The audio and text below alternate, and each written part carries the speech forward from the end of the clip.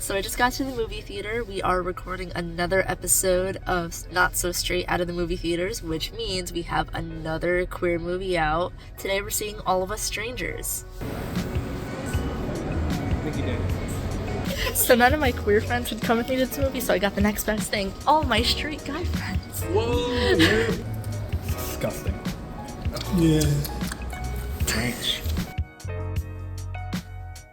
Alright, so it was a little too dark out to film in my car, so I just got back home from the movies. So All of Us Strangers is about a screenwriter named Adam who is played by Andrew Scott. He lives in this apartment where apparently he's one of the only two tenants living in, and he eventually runs into Harry, who is played by Paul Mescal. And obviously this movie just came out, so this is a spoiler alert to those who want to see the movie first before you're seeing this review.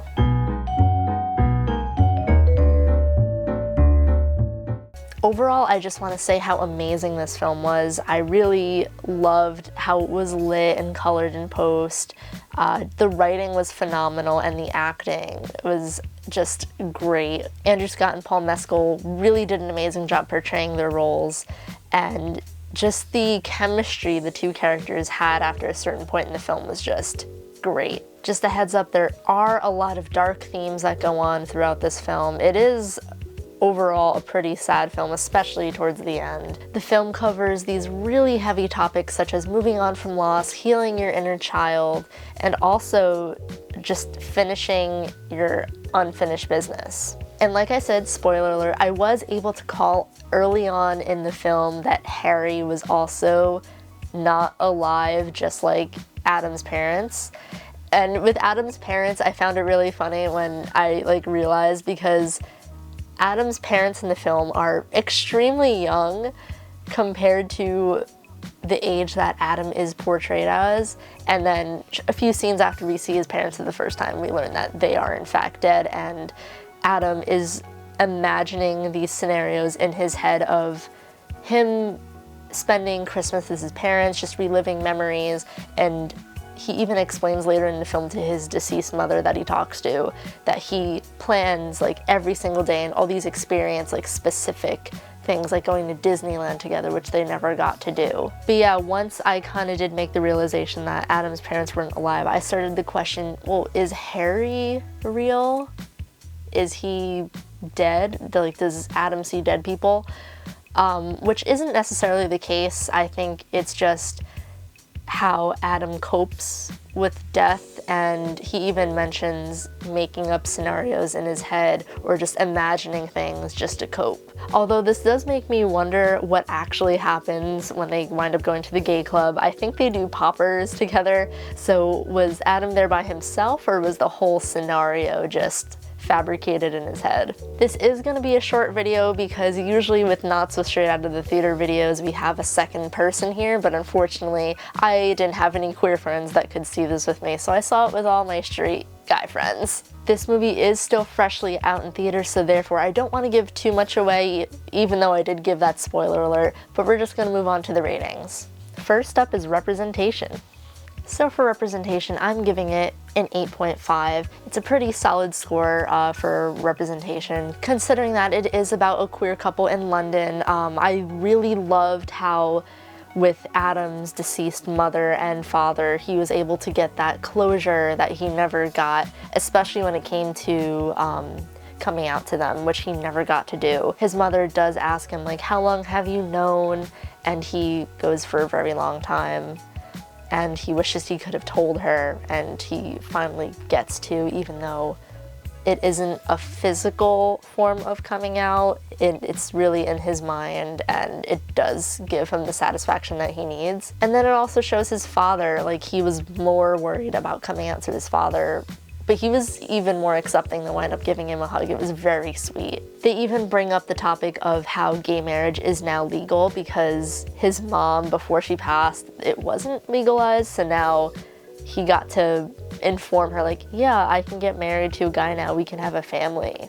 And I thought that was a really nice inclusion of that. Next up is queer comfort. So for queer comfort, I'm giving it an 8. I wouldn't say this would necessarily be somebody's comfort movie, considering all of its dark themes, but then again, like I mentioned in representation, We see him finally getting to come out to his parents that he never got to do while they were still alive. And that was just, I would say that was really comforting, considering that he got pretty positive reactions out of both of them, while the mother at first, she was a little overwhelmed by it. She kind of asked some questions that may have seemed a little insensitive, but she wound up coming around and they did get to have that bittersweet goodbye in the end. Next up is writing. And for writing, I'm giving it a 9. I thought the writing was absolutely amazing. Just the twist, and I wasn't really expecting not only Adam to be imagining his parents and making up these experiences in his head, but also Harry. And the fact that we don't know how long Harry's been dead for. Did they ever actually meet? Has he been dead this whole time? Or did he meet him in that first scene when he came up to his apartment to offer him a drink? It really got my head spinning, just all these different things going on, and just the character development of Adam finally getting inspired after everything that went on is just, ooh, yeah, you guys definitely have to check this one out. Next up, originality. So for originality, I'm giving it an 8.5. I don't really have too much to say regarding originality. I would just say what brought it down a little bit is the whole been dead the whole time trope. Not that that was a bad thing, but like we've seen it a few times here and there, but the way they did it was amazing and just executed super well. And last but not least, my overall feelings towards the film. So for my overall feelings towards the film, I'm giving it a 9.5. I think what would have brought it up to a 10 is that the beginning was a little bit oddly paced, it was a little slow, but as soon as they got the ball rolling, it was just amazing from here on out. Like I said, the writing was amazing, the shots, the coloring was just great, and overall I was just super invested. So this brings us to our QPR total, which is an 87, aka a G-. Overall, a high score. Definitely a recommendation I would give to anyone. I know we all like watching happy things, but every now and then we need to watch something a little sad to help us feel something, you know? But if you are in the mood for a sad movie and just overall something that's just a whole different experience, definitely check out All of Us Strangers. I know it's only in select theaters at the moment, but if you missed your opportunity to see it in theaters, definitely see it when it comes out on streaming, whenever that may be. But again, thank you guys so much for watching another episode of Queer Peer Reviews and another episode of Not So Straight Out of the Theaters. Let us know if there's anything else you want us to review in the future. Links down below to the Trevor Project as well as our social media pages, and we'll see you next time.